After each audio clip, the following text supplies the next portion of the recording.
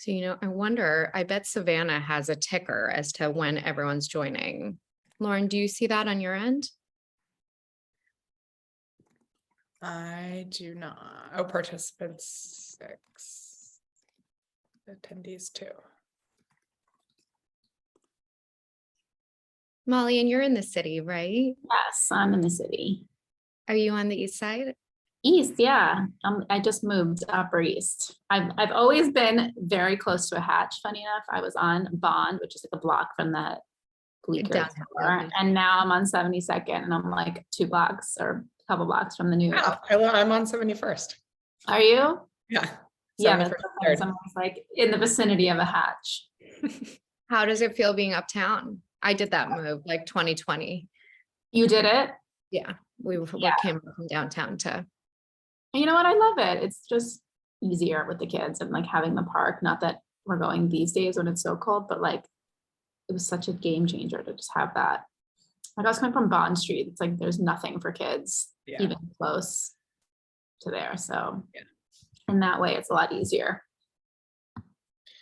So it looks like we have a few people who have joined. Hi, everyone. We'll let a few more people trickle in and get started. I'm so amazed by everyone joining. It's such a busy time of year and everyone's sick and all the things. When anyone can show up, that's amazing. I know. It is I feel like everyone is sick.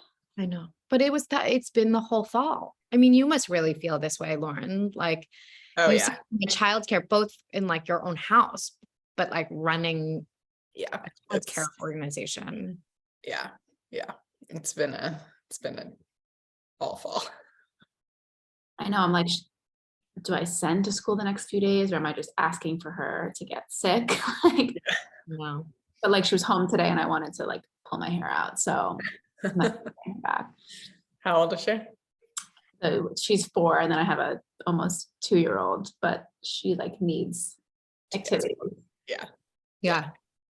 I also feel like the second just like rolls with things just a bit. Yeah. He's like, we'll do anything, but it's a long day with her home. Yeah.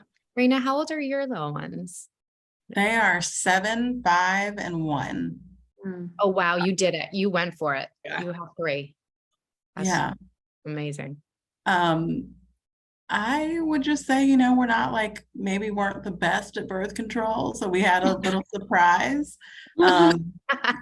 But we love a happy accident. Yeah. I love Good that. for you. Okay, so there's a few people joining. I know Hatch mentioned dropping in not only your name and where you're from, but also when you're due, if you're expecting, and or if you're like us and you already have a few out in the real world, you can add that in also. Lauren, maybe this is a great time for you to share a bit about Vivvi. Yeah, I'm happy to. So Vivvi is based here in New York, and I'm the Chief Marketing Officer of Vivvi. I've been with the company for about 2.5 years. Due on St. Patrick's Day, amazing. We are a childcare company, childcare and early education. We have 3, soon to be almost 6 schools in New York. We serve children 6 weeks to 5 years old. And it's really like a combination daycare preschool model. So we're and very much geared towards working parents, especially dual working households and families. And the other different aspect of what we do is we work with employers to make childcare and early learning more accessible and affordable for people by offering childcare as a benefit.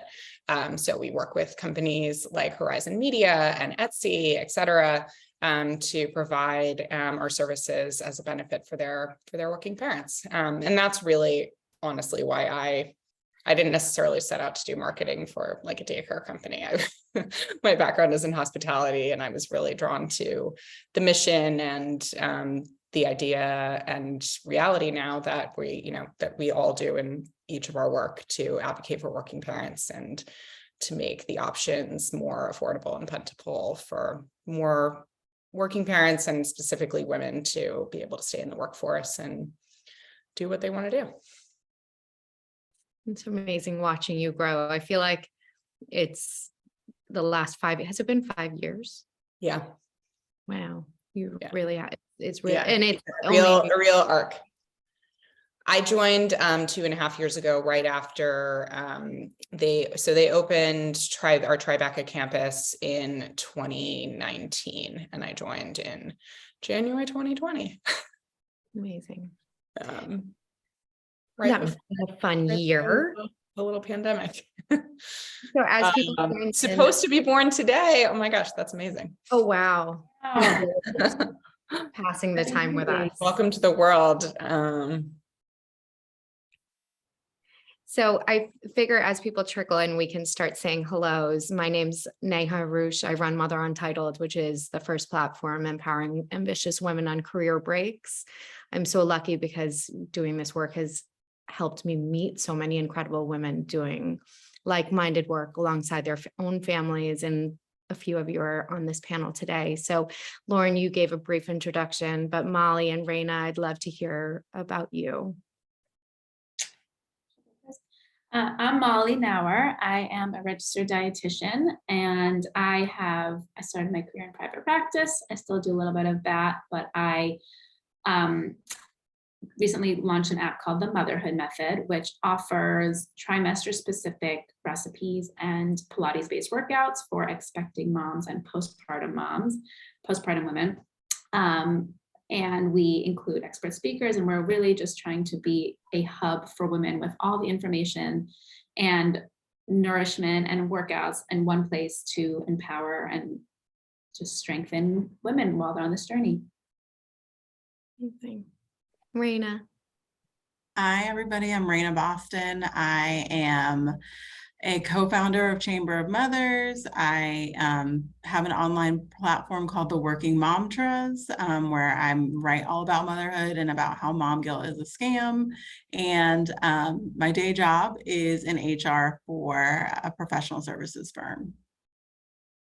You know, one of the things that I've always found so incredible about doing this work is meeting so many women who make room for motherhood in so many different ways. It just reminds you that there's no black and white, like stay at home and working mother. There's so much gray area in between. And I feel like a helpful conversation to ground us all is how we all reconciled ambition when we stepped into motherhood. I think everyone enters it with a preconceived notion about how you're going to balance motherhood and work, and then reality hits. And I'd love to hear from everyone what your expectations turned into in reality. Lauren, do you want to start us off? Yeah, so many thoughts on that question, because I think it is such a loaded thing and it changes for everyone. I think that was the biggest thing for me, that it changed so much over the course of the last 7 years.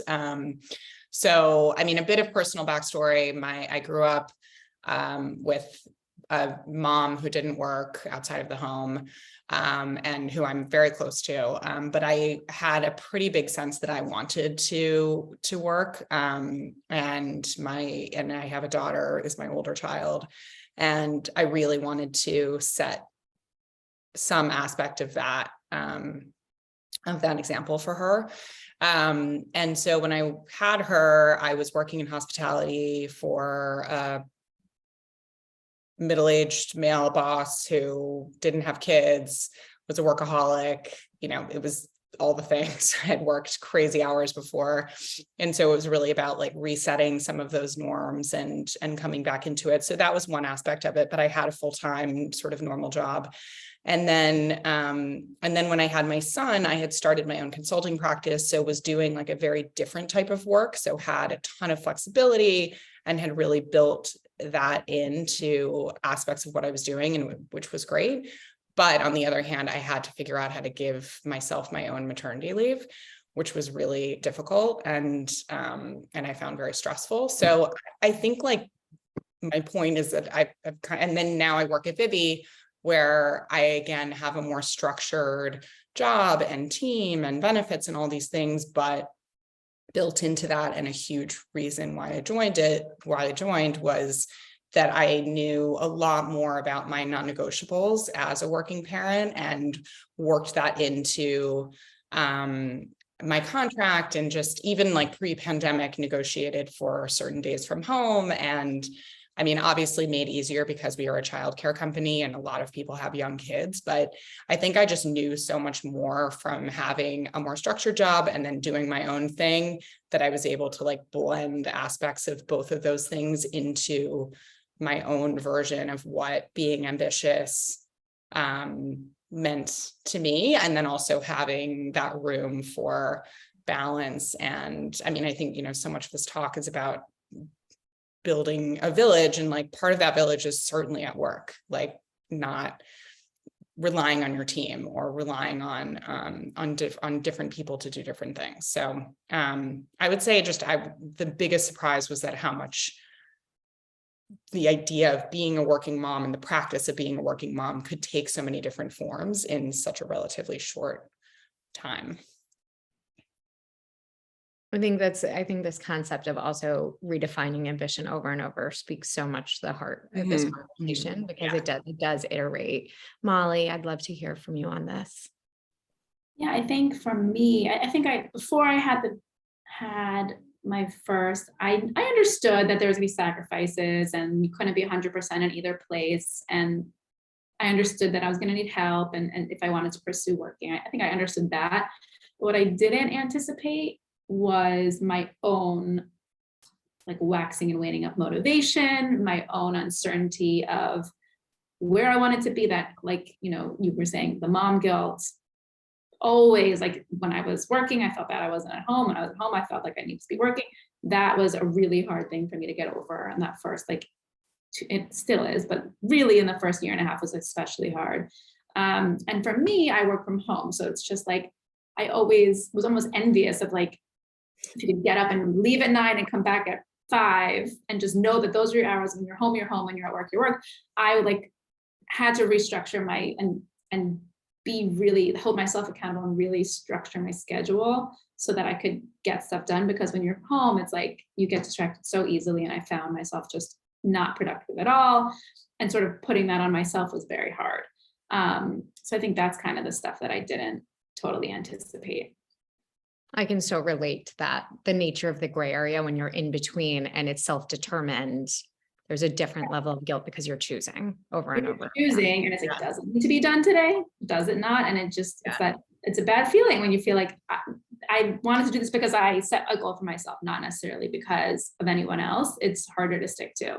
And then you feel bad that you didn't stick to your goal. And it's just a whole cycle that takes a while to sort of get over, I would say. I think there's an aspect of working from home too, where it's like, and I feel this on the days that I work from home for more than I do when I work from the office, there's more transitions between work and personal over and over and over again. And I find those transitions disruptive sometimes. And like there's benefits to them, but it's also really hard. And I think so many of us like learned that during the pandemic too, where there was maybe a best case, like a door between like as your commute. And it just makes you can't totally switch your brain on and off all the time in that way. And like learning over and over again that just because like I hear, you know, my son come home from a class and I'm dying to go say hi and give a hug, but I know I only have 7 minutes between my calls. I had to learn. You get so much done in 7 minutes. Right, like I had to learn that to go and say hi and give a big hug and then leave right away was actually selfish because it created a whole. He was upset, I was upset, so it's almost like you like really cutting that out. And the same thing, whether it was him or a quick errand I could do or a quick this, it's like to stay in the zone is hard. I think that's been my biggest struggle to this day. Raina, I feel like you have so many thoughts on this. So when I had my first son, I worked in campus recruiting for a university. So I traveled all the time. And I just thought that having a baby was going to be like adding an accessory, like, look at this new little person, like everything's going to stay the same. I've just like changed the outfit a little bit. And it was not like that at all. It was hard. It was different. Everything that every thought that I thought, how I thought it was going to be did not turn out. Like pumping, nursing, everything was much harder than I thought it was going to be. And I also kind of did not leave any space for the fact that I was going to come out of this changed, that my values were going to change, that Yeah. I really had to consider somebody else. And it wasn't like an obligation. It was like, oh no, I want to consider this other person, this little person in my decisions. And I don't think I knew how to reconcile like that, where I was before with like that big shift. So I really struggled with like ramping down or like growing slow in my career. All of that was really hard for me to accept. And then once I accepted it, I was like, well, I mean, careers are long. Careers are so long. We spend so much time working that it's okay if I grow a little bit slower, or it's okay if I have a little pause here or whatever, you know? Yeah. Yeah. I feel like, I mean, Neha, this is so much about your work, but a friend of mine gave me a book called Work, Pause, Thrive when I had like a 4-month-old, and it's an amazing book for anyone in this stage, I think, but so many different stories of women, you know, having a more circuitous path to their idea of success and reinventing themselves a million times. And it was super helpful for me to have those examples and just like, you know, Raina, to your point, like that sometimes it's like an idea of slowing down doesn't have to be like you're getting off the ramp completely. Mm-hmm. You're just like taking a little detour, and then you're maybe going to go on a faster ramp the next time you get on or whatever. Well, I mean, Yeah. also anytime we slow or pause or shift, it gives us a moment to recalibrate. And I think that's one of the gifts of motherhood is, I think as our children grow, like we do it every back to school season, and we do it like when we go into the summer, we're like forced to recalibrate, whether it's our help systems or our routines or our rhythms. And the same goes for if you like slow for a second or you shift, it lets you realign with what feels true and right and redefine what success is over and over again. And I feel like when you step into this stage, you do take into account, like, I am an evolved person, and that is actually whatever I choose now is going to bring me to who I'm meant to be next. And I think there's a real trust that you have to accept, Raina, to your point, that like this, whatever you choose in this moment is going to serve you as you grow. Yeah. I'm curious. Go ahead, Lauren. Do also just naturally gain efficiencies because you're forced to, and like priorities kind of that I didn't have before. They just felt more natural than I think I thought they did. Like, you know, I used to naturally stay at work until 7 or 7:30, just kind of puttering out my day and like finishing one last thing. And, you know, the idea that I had to leave promptly at 5:30 was like a big shift, but it didn't feel as hard as I thought it was going to. And then sort of like forced me out of that bad habit. So I think like making room for those types of things too, that where like there can be some natural, really good reprioritization that is not actually as hard as it would seem. And it changes over, and like, I think Molly, to your, that first year and a half, there's a learning curve, and there's always a little learning along the way, but there is an upfront learning curve. Lauren, I know one of the things we wanted to talk about was the idea of setting up the system so that we can step in and make room for work when we feel ready to, or other, you know, activities that keep us feeling whole and fulfilled and healthy. In terms of structuring care solutions, I think that in and of itself is such an emotional, it's just so emotional. The idea of handing your child to someone else, trusting someone else, especially when it's new. But the task is really daunting. Like even 7 years in, I feel like just weeding through the potential, like knowing what you're looking for, where to start, rethinking what's best for you and your family. What are considerations and guidance you have? Yeah. So, I mean, Raina knows this woman intimately, but Lauren Smith Brody is another. She's a co-founder of Chamber of Mothers, and an author and an advocate, and she wrote a book called The Fifth Trimester. And one of the things that I constantly think about, which was firsthand research that she did for her book, was that I think there's so much pressure to find like the perfect caregiving solution or the right caregiving solution or like the right school for your child or the right nanny or whatever. And something that I think is so powerful about the research that she did across, tons and tons of different parents was that the happiest and like the most successful caregiving solutions were the ones where the parent felt most at ease with the thing that they had chosen. Not that their child was the most successful or that, there was a million other factors, but it was really about like the parents' own sort of calm around having chosen something that worked for them.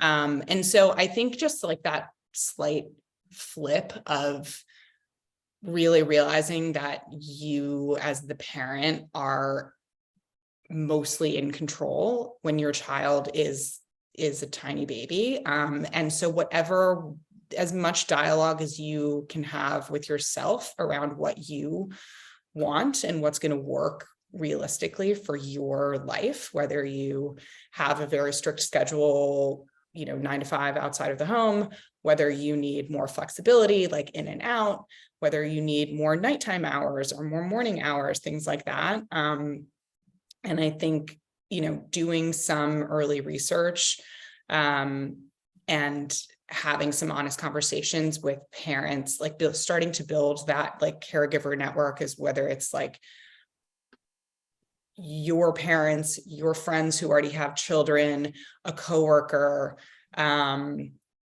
a random person that that has a nanny, a random person that sends their child to daycare. Just gathering some evidence, I think, is a really good place to start. And then building a list, an open and honest list of like, really, what are your parameters of what you're trying to solve for? And I think for me, and to that point of there is going to be that like natural anxiety of handing off your child, whether it's a babysitter, a nanny, you're relying on your parents, or a daycare school environment.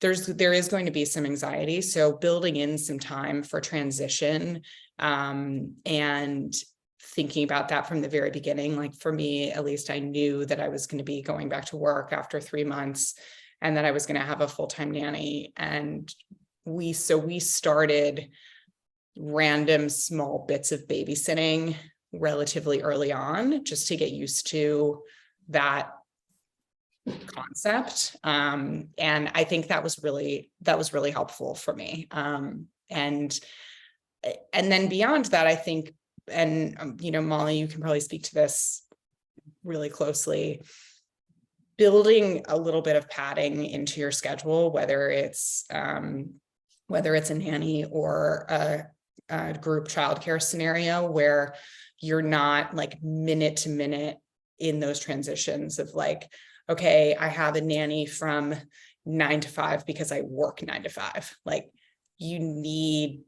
I think almost everyone needs that buffer. And whether you work from home or you have a totally flexible schedule and you need an extra 45 minutes to like do a quick yoga class at home or outside, I just think really thinking about those caregiving hours potentially as beyond your traditional work schedule. And I'm curious to hear anyone else's tips too, because I think that's been super helpful for me to think about.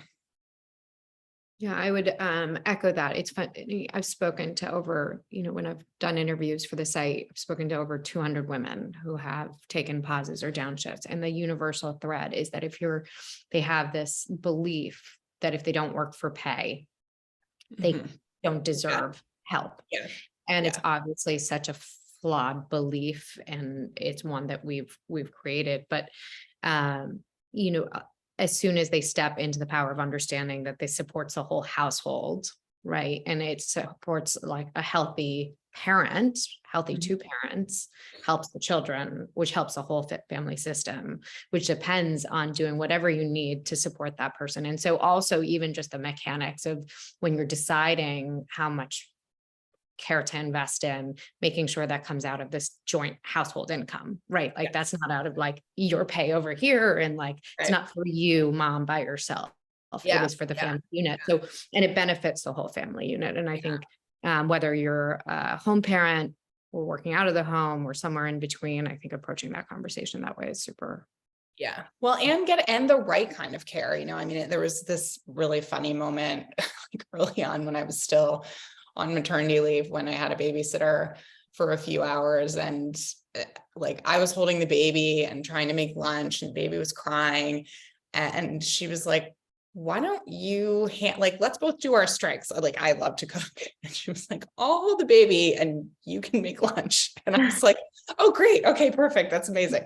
And I didn't really think about it in the moment, but like, I think sometimes, you know, she was right, like treating her as the expert that was going to hold my baby and like know what to do in that moment. And like, I really didn't want to soothe the crying baby at that moment. I wanted to like make a delicious salad dressing because like that was just going to calm me down. And I think sometimes, you know, leaning into different aspects of parenting, like sometimes you want to be carving out your extra hour to take your child to the park, but you want your house to be clean when you get back. And so maybe part of your caregiving solution is actually having a housekeeper, not that extra hour of babysitting. And so I like being flexible in what you really want to do versus what you can or should or want to outsource, I think is really a big part of it too. Like I've realized in more like toddler, younger child zone that like, I'm really not that good at playing. I don't like it that much. So like having aspects of socialization for my kids and like letting them lean into play dates and things, like that's a great thing for me to outsource. But I love like doing other things with them. Raina, like, sorry, I was gonna say, it's like that point you said about like moms not feeling like they deserve that time, the buffer time. And I think it goes, whether you're at home, you think I'm here to be the mom, I don't deserve that extra time to myself, or I would be hiring someone else so that I can go do something. And for working moms of like, I'm going to spend all the time away from my child working, so then I don't deserve that extra hour to go self-care in any way, however you want to do it. And I think it's such a good point of like, that I hope when you said mom guilt is a scam, like it, of course you deserve it. Like, and so I think it's just trying to get over that hump of, and putting in everything that you need to put in advance so that you have that buffer time, even if it's just sitting by yourself for 30 minutes to like transition from your work mind to your home mind is important. And it makes you a better mom, and self-care makes you happier, everyone around you happier, because your cup is full. So I think that's such an important point of like, add that time in as it's like a necessity, should happen every day. Yeah. It's funny, I haven't done that recently, and I feel like I'm feeling it. Mm-hmm. You know, when you're missing that margin, your body starts to. Yeah, you snap more, you're not as attentive. It's like, of course. Raina, I think Molly just said something about planning in advance, or someone just said in advance. And it reminded me to ask you, so much of this conversation is centered around once you have a child and you have a baby and you have those data points, but you do so much work also with women in advance of having the baby, when they're pregnant, they're approaching their maternity leave. What can women do in that stage as they're mentally preparing to set themselves up for a successful return to work, if they choose to return to paid work out of the home? I think that understanding that when you come back to work, it's another transition. It's going to be hard. It's going to feel different. It might feel a little bit sticky. You're not doing anything wrong. It's just hard, and that's okay. So to get in front of that, I say, like, what would your future self want? Is it you've already, before you went out on leave, set up your calendar so that your pump breaks are already reserved on your calendar. Like it's already done. You don't even have to think about it when you come back. You know, you're going to be pumping at whatever times, and you have that time set aside. Is it, you know, making sure that when you're about to go on leave, you know who's taking over for you. So you have, you know, whatever holdover notes prepared so that when you come back, you know who you're going to come to talk about some of those things. I also think that, you know, finding out what your company benefits are when you're returning, that's like such a huge thing. A lot of companies are doing a phased back return, meaning you work like 60% of the time, so 3 days of the week, and then get paid 100% of the time. Or how do you want that to look? Like, do you want it to be half days? Do you want Mondays and Fridays off? What is that going to look like? I really think it's just clear is kind. So being clear with yourself about the like accommodations that you're going to need, and that's again asking for help. So whatever accommodations you're going to need leading back into going back into work, give them to yourself and don't feel guilty about it. Don't feel bad about it. But also understanding what's available to you. And taking advantage of the things that are available to you, and having clear and honest conversations with your workplace about, if you're returning to an office, is there a place for me to pump? And if not, this is what the law says. I expect that it's done when I come back. And I think a lot of that is also not asking for permission or feeling like you're imposing on somebody when you're coming back to work. Like, stand very firmly in the things that you need.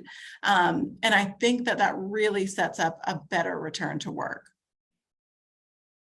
Well, and I think this clear is kind is such a, it's such a powerful segue to a question to Lauren around managing care solutions once you have them in place. Because I think it's funny because we talk a lot about motherhood as leadership training, you know, and like you're growing skills in communication, you're growing skills in boundary setting, you're growing skills in empathy, but the clarity of managing people or family members or whoever else is part of your care team is a huge part of it. So any advice in setting up that relationship for success, assuming that that relationship is like central to that return to return. And I think it is central. I mean, communication is such a huge part of it. And especially, I mean, Raina, I'd add, like, it's,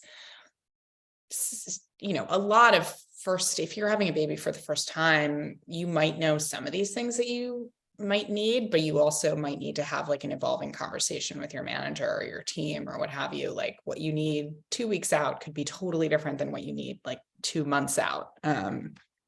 So I think leaving yourself, like giving yourself a grace period to change your mind too is super important.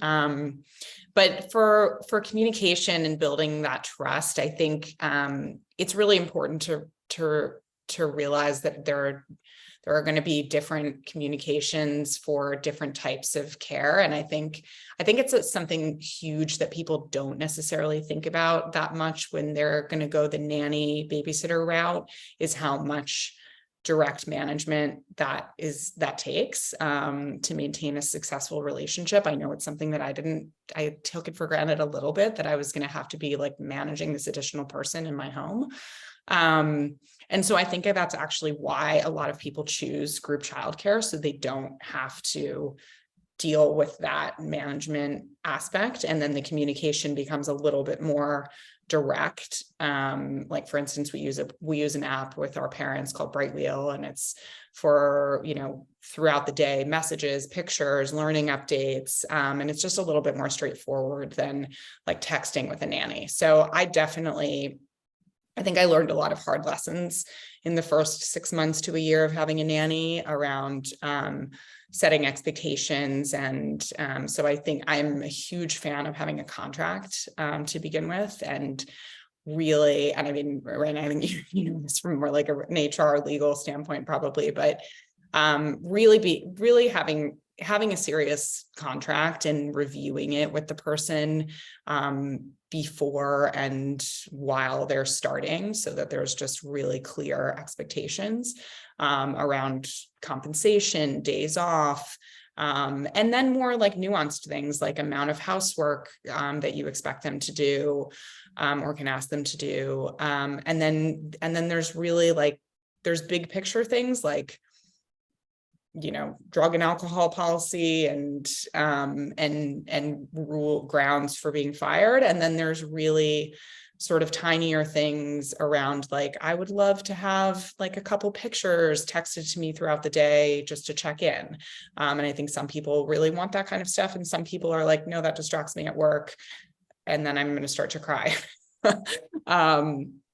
So things like that. I think in all of this, just being a human, like respecting the person that you work with as really a version of your co-parent. I mean, it's a very nuanced and personal relationship where it's work and personal, and they really are an extension of your family. They're probably your most trusted person that's not your family. And so I just think leading with humanity and the Brene Brown quote, clear as kind, is like my favorite guiding principle. And I think, I mean, for me, this part wasn't hard, but I think it is hard for some people where I had a lot of respect for the fact that my nanny had a lot more experience than I did. when I had never done this before, and she had done it with like 8 kids before. So I think like respecting their experience as much as you can and treating them as an expert like goes a long way. And then just building in regular time to check in. So starting with that contract and then figuring out like daily, weekly, annual times that are set, where you have a little bit of an agenda and you're building in time where you're not like physically handing off a child, you know, talking about the 18 million bottles that need to be washed and trying to do laundry and where's that sock and whatever. But maintaining Socks. well, maintaining that relationship over time and then finally realizing that like back to, you know, it's likely going to change and that's okay. Like that there can be a lot of different iterations for what you need when you have a baby is a very different caregiving solution than what you need when you have a 4-year-old or a 7-year-old or 3 kids or, you know, whatever mix. So I think also not getting like anchored to the first decision you make is like your only decision. Molly, I did want to ask you quickly, because I think some of the work you do that's so incredible is with women right after they've brought their baby home. And I think it's before you've set up any of the formal childcare. And I'm curious how we've talked a lot about self-care, but how do women prioritize that in the absence of formal childcare? And how does it start to like tee you up with a positive relationship with the idea of help? So in those first few weeks, if there is no formal childcare help, I think that like using that 3rd trimester to really think about like, so everyone, like if you hopefully have a community and a support system, whether it's your partner, your friends, your mom, your family, there are so many people come over and they just want to help, right? Like everyone wants to be told what to do. They don't want to be bothering you. So thinking, and you might not know yet, and it's going to change, but thinking about in your 3rd trimester, like what are the ways that can really help? Like, do I want to be having to worry about feeding myself while I'm also dealing with being a new mom? No. So, you know, we give a lot of recipes that are either freezer friendly or are great to like give the recipe to your mom or a friend who can bring over some food, or whether it's a meal delivery service, or it's like, okay, Monday, Wednesday, Friday, I would love an hour to myself. So whether it's your partner, your mom, your friend who's going to come watch the baby while the baby's napping, like nothing too overwhelming, but while the baby's napping, so you can run out and get a manicure, go to your acupuncture appointment, like things that are so important. I think like treat like you would a meeting, like put in your calendar, stick to it, don't feel guilty about it. And of course you're going to naturally have all of those feelings, but really trying to stick to it as much as you can so you can prioritize that self-care and using your support system as much as possible. And I think that's kind of a way to think about it before you give birth as much as you can. And then again, like weekly check-ins, like what do I really, maybe it's not that you know, you're not doing yoga in the first couple of weeks, but maybe it's not the working out. Maybe it's just that I need to be alone and go for a walk, and this is the amount of time I need, and like reassessing as the weeks go by, who can help, what you need. And, you know, hopefully people can kind of step in when you need them to. I think the alone time is so interesting because I'm like deeply introverted, and you think, or at least I thought, I was like, oh, like this baby lives inside of you. And so you're like fundamentally not really alone for like 10 months. And then it comes out and you think like, I mean, I think Raina thought I was like you, where I was like, oh, it's just going to be this like little accessory. It's not going to really bother me that much, but like you are fundamentally not alone. You have a baby and they need you so much physically that I found that much more claustrophobic than I anticipated. And like it's not often that you need to go do something. It's more just like being alone for an hour. Yeah. And I think it's really important to have to be honest with yourself about that. And I felt like a tremendous amount of guilt around that. Like that if I wanted to go for a walk, I should like bring the baby and I should, you know, they weren't talking. So it wasn't like I was really like with them, but you just are with them. So, I mean, I can only speak from an introverted place, but I imagine if you're an extrovert, you're not really getting like that much from a baby. I think building in like stuff that you have to bring time and it's still, I think everybody just needs to feel like free, no baby gear, no worrying, no nothing, just kind of really by yourself. Lauren, you said something really interesting, like you need to create space for that to change too. And I think with my first kid, I felt like that the walls are closing in on me, like just that anxiety, like all of these weird feelings. And then the second kid, my boys are 20 months apart, so I didn't really like have time to feel that. And then with my third kid, it's like, oh my gosh, I'm just gonna watch her breathe. Like I don't care that she's like a pile of goo, like whatever. Like I just want to huff her. I know how fast it goes. And I think that like it's okay for like it to look any kind of way. It's okay for it to, you know, we don't talk about that, but it can look and feel any kind of way and none of it's wrong. And you just honor yourself. And I love what you said, Molly, about just honoring yourself and taking the time that you need, however that looks.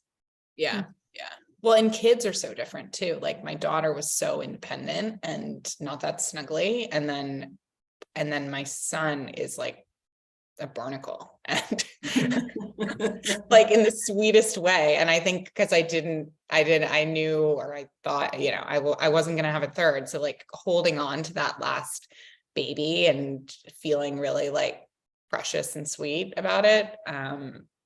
It was really nice. And I agree. Like some people have that with their first, some people have that with their second, some people, you know, don't feel that. It's, there's so many different emotions. I think the transition from 1 to 2 is also so catalytic for thinking about recalibrating on help and what you need and the kind of mother you really can be to each of them and who you want to be and all the things. It's funny, I had much more guilt the second time around because then I really felt split. Like I couldn't be, you know, Molly, what you said, like about work and baby, I couldn't be like the same parent to my first one that I'd been like a couple weeks before. And I couldn't ever be the same parent to him. And then you realize, like, just like what I said about like, whatever decision you make with work and family, it's the same with that. Like whatever you choose in that moment is going to lead them and shape them into what they're meant to be. But so much of it is trusting. I know we're coming up on time, so I want to give everyone a chance to share anything else. We've covered some ground, but this is a deep conversation. But if there's anything else you'd like to add in terms of things you wish you'd known before. I'll start. I think I always thought doing it all was something that was aspirational. And then after I had my kids, I realized like that too is a scam. Why should anybody do it all? Why should we not have help? Who benefits or profits from the notion that mom should do it all? It's certainly not moms. And so just like really sitting with that and like feeling into that and letting that guide me has like really created a lot more space for me and really allowed me to be more values driven with my parenting, not like what I think a good mom is, another scam, like all of those things. Like I'm just so uninterested in living up to somebody's expectation or some outside definition of what a working mom is or how I should be as a mom. Like just feeling into and like really being like, no, I don't have to do it all. I don't want to do it all. I'm doing too much right now. What can I release? Who can hold something else? That has really been transformative for me, I'd say. Molly. I think it kind of goes off on that. It's like trying to really limit that guilt and just reminding yourself every single day that you, of course you deserve that time for yourself. Of course you deserve to nourish yourself and sit down and have a meal and nourish yourself. Of course you deserve to move your body in a way that makes you feel good. Like all of these little micro moments that fill you up, make you better to your partner, to your kids, to your friends, to your work, for your work, like everyone. So I think it's just reminding yourself that daily does help kind of overcome that anxiety and guilt that is just unfortunately bound to happen. And the second thing is, it's just like think about who that support system is, who you can lean on, and really don't feel bad about asking for favors. Mm-hmm. Mine is a little bit more like small and tactical, but I wish I had known about Saturday afternoon babysitting, like that I could get a babysitter on like for 3 hours on a Saturday afternoon rather than like a typical sort of date night idea. And that on certain weeks was going to feel like so much better to me than having like dinner out with my husband, that like 3 hours on a Saturday afternoon was going to be like life-changing. We jumped on that bandwagon. My husband pushed us on that bandwagon, and it was a game changer. Yeah, just to have a few hours of daylight together or separate. Mm-hmm. Because you're an introvert. So the only thing I would add is that our children benefit from all of this too. I think that it's one thing we talk a lot about, like, of course, like being being stronger and healthier is better for them. And it like enables us to be more patient and all the things. But I was an only child and I grew up, my parents had immigrated here and we didn't have any childcare. And I remember being terrified constantly that something was going to happen to my parents because I wasn't in the care of other grownups ever. And it's something I think about a lot, that like, even when I don't feel like handing my kids off, I think a lot about like how nice for them that they know that they are in safe hands and that they have a trusted village around them. So I think it's supportive. I go back to it's supportive for the whole family unit, even in ways that I think sometimes we can't even fathom. At that point. Is there any questions from the people left? I know it's funny. It's like right at bedtime for some people. So I can imagine the slow trickle to get to kids.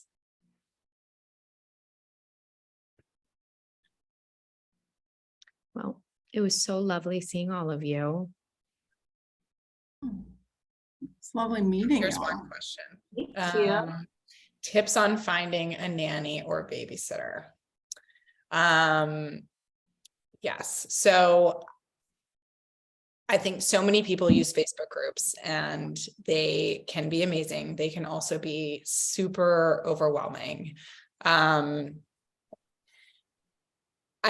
I think depending on, so I've done both. I've done like recommendations through friends and family and found my first nanny. And then I used an agency the second time. And I would say benefits of using an agency were definitely that it was just a more straightforward process. And I felt less guilt around saying just exactly what I needed. And then they presented me with 3 or 4 candidates that had all of those things. And then I chose from there and they took them off the market. So there was a little bit less like, oh, is this person going to accept? And then are they going to try to upsell me at the last minute, or they're not available suddenly, et cetera. There's for babysitters, there's a couple services that I've used. One is called Curated Care and another is called the Sitter Club. I've had really good luck with both. Most local colleges also have job boards and nannies. So like Columbia College, Columbia Teaching School, I think it's called, Barnard, Hunter, all of those colleges have babysitting lists that are great to leverage. Anyone else have hot tips?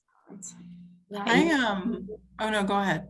I was gonna say a lot of different agencies. I try to kind of, I mean, getting from a friend when you say like they're moving, but they love this person is obviously you feel really safe. But I feel like most of mine I've found either through a friend or through an agency. I could echo Curated Care. I think that they're really great for that, like Saturday afternoon, also just to, throw like fresh energy into the house with someone who's an art teacher or a music teacher. Urban Sitter was the only other one that we've. I've used Urban Sitter too, and that's a little bit more. I'm realizing that this is a very New York centric, and I don't know, Maria, where you live, but Urban Sitter is more national. Care.com, obviously, but I think to me that is pretty overwhelming, just because there's so many people on it. Raina, did you have another thought? I thought I wanted a nanny, but like you were saying, Lauren, the fact of like managing somebody else, like, no, I just could not do it at this juncture that I'm in right now. Yeah. And I actually turned to, like, my daughter goes to a home daycare. And to me, that feels like so personal. Like they have it's so small. She's got her own little like people she sees every day. There's only 5 of them. And she loves her daycare provider. Like that to me was like a really nice compromise. Yeah. And actually, so Winnie is winnie.com, WINNIE, is an amazing website for daycares, preschools, home daycares, finding childcare providers across the country. So that's a really good resource for that. And I agree, Raina, there's like so many different little iterations of this. There's like, big providers like Bright Horizons, or there's Vivvi, or there's, there's tons of like Montessori based networks, things like that. And then there's so many incredible home daycares, but sometimes sourcing those can be a little bit more challenging. So Winnie is a great resource for that. I think there's another one called Neighbor Schools that focuses on home daycares as well. And then Doreen, you asked what the name of the book you recommended. So I mentioned a few books, The Fifth Trimester by Lauren Smith Brody, which is about going back to work and a lot of things that we've talked about on this call. And then another book called Work, Pause, Thrive. And I can't remember the name of the author of that book, but I can Google it right now.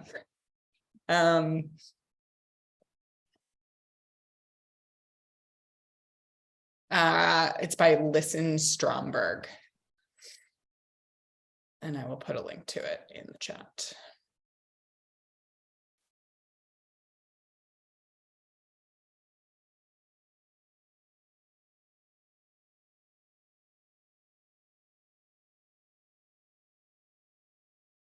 All right, ladies. Well, so lovely to see you guys. And thank you for sharing your evening with me. I hope everyone stays healthy before travel, if anyone's traveling.